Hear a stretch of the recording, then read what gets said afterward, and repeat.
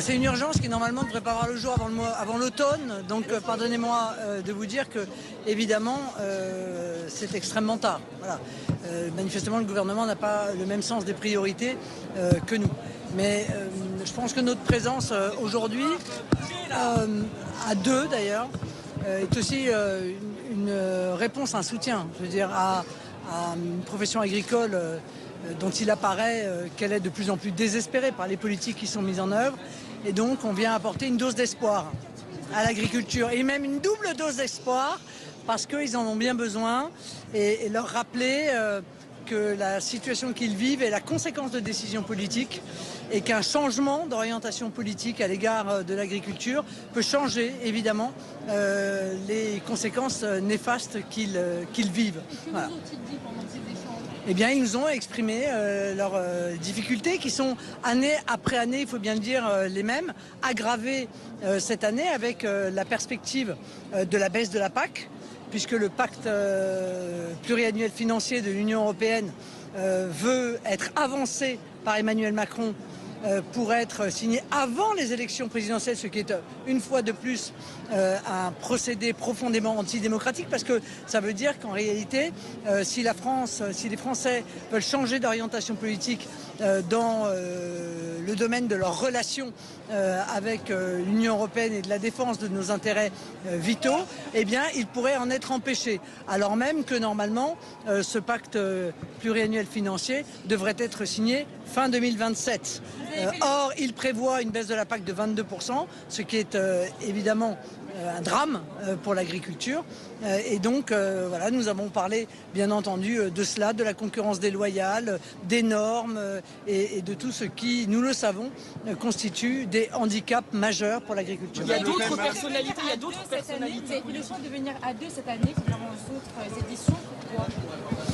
Parce que l'heure est grave et que le monde agricole et le monde rural français est dans une situation de très grande souffrance, et que les agriculteurs voient bien à quel point la politique qui a été menée par le président de la République, mais aussi au niveau européen, est une politique de décroissance agricole qui appelle nos agriculteurs à moins produire dans un contexte international toujours plus tendu, dans un contexte de très grande incertitude, avec des pressions commerciales de part et d'autre.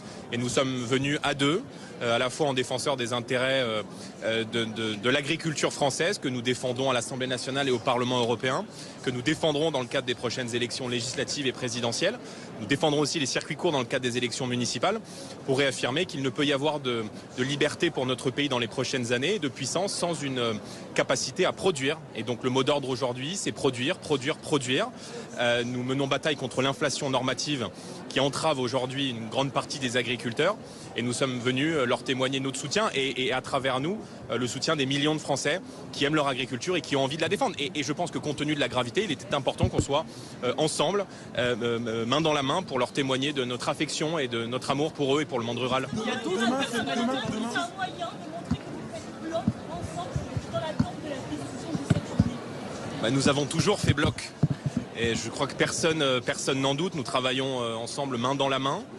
Et je vais vous faire un scoop. Nous allons continuer à travailler main dans la main dans les prochains mois pour offrir à la France et aux Français le changement qu'ils sont en droit d'attendre aujourd'hui, compte tenu des urgences économiques, sociaux et sécuritaires qui pèsent sur la France et sur le pays. Il y a d'autres personnalités politiques aujourd'hui au salon, notamment le Premier ministre Sébastien Lecornu. Qu'est-ce que vous auriez envie de lui dire sur la crise agricole ? J'ai envie de lui dire que, comme son nom l'indique, l'urgence, c'est l'urgence. Et qu'il faut arrêter d'avoir un double discours. Il faut arrêter les ambiguïtés. Il faut arrêter même parfois l'hypocrisie dans le domaine de la protection et du soutien apporté aux agriculteurs. On voit bien que la loi du plomb a été votée, mais que les décrets traînent à être signés, que les urgences se comptent en demi-année, alors qu'il est mieux placé que personne, compte tenu de son lieu initial d'élection, pour savoir que la situation des agriculteurs ne peut plus attendre. Demain, c'est le dépôt des listes pour les municipales. Est-ce que vous pouvez nous garantir qu'aucun de vos candidats n'a tenu de propos homophobes, racistes ou antisémites ?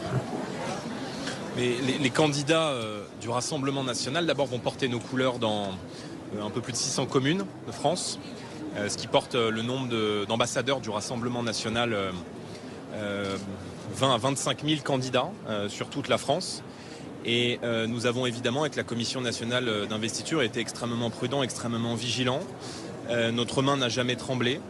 Et j'aimerais que la rigueur et le travail que vous faites pour lasériser matin, midi et soir les candidats du Rassemblement national soient faits pour l'intégralité des gens qui s'engagent dans la vie politique et dans les différents partis politiques. Encore une fois, il y a une différence majeure entre nous et les autres, c'est qu'à partir du moment où quelqu'un rejoint le Rassemblement national et tient des propos ou des attitudes qui sont contraires à celles que nous portons, eh bien, nous le mettons à la porte. Ça n'est pas le cas dans les autres mouvements politiques où ils sont promus, mis en avant, faits députés et porte-parole. Il y en a beaucoup moins au PS, il y en a beaucoup moins chez Renaissance, il y en a beaucoup moins chez LR. Comment vous Il y a l'expliquez ? beaucoup moins de journalistes qui cherchent aussi. Parce que, excusez-moi, mais